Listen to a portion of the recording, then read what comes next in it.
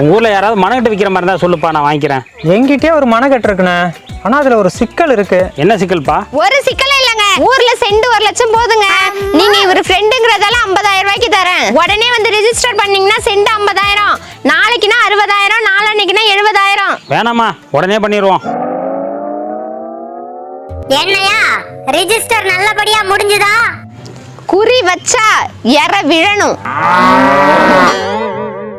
ஐயையோ, எரும மாடு குழியில விழுந்துச்சுடா. உன் இடத்த வாங்கின ராசி மேல தூக்கி விட்டுருச்சு. உங்க இடத்துக்கு பக்கத்துல ஸ்கூல் வர போதும், சென்ட் 5 லட்சம் ரூபாய் ஏற போதும். அம்மிக்கல்லுக்கு வந்த வாழ்வ பாத்தியா? விலை ஏறி என்ன பண்றது, விக்க முடியாத. ஏமா? அந்த இடம் கோயிலுக்கு நேரா இருக்குங்க. சாமி அடிச்சு போடணும், யாரும் வாங்க மாட்டாங்க. அப்புறம் ஏமா என்கிட்ட வித்தீங்க? எங்களுக்கே இப்பதாங்க தெரியும். இப்ப என்னதாம்மா நான் பண்றது? சென்ட் 1 லட்சம் ரூபான்னு நானே வாங்கிக்கிறேன். என்ன ஓனர எழுதி கொடுத்தாச்சா? கொடுத்தாச்சுரா. எப்படியோ அவன் சோழிய முடிச்சாச்சு. இன்னும் முடியலடா, அவரு வராரு. தம்பி, என் வாழ்க்கையை காப்பாத்திட்டப்பா. இப்ப என்னன்னாச்சு?